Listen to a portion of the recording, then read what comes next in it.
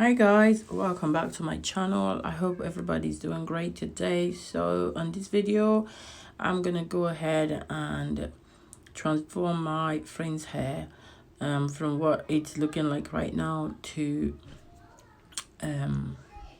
what it's gonna be like.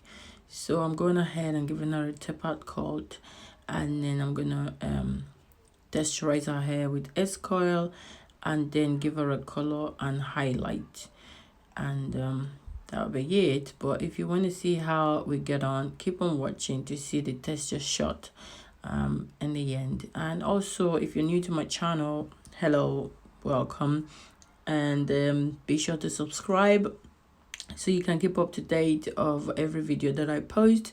And if you're old, hi, welcome back, and thank you for staying back. Appreciate you guys. But yeah, enjoy the video. See you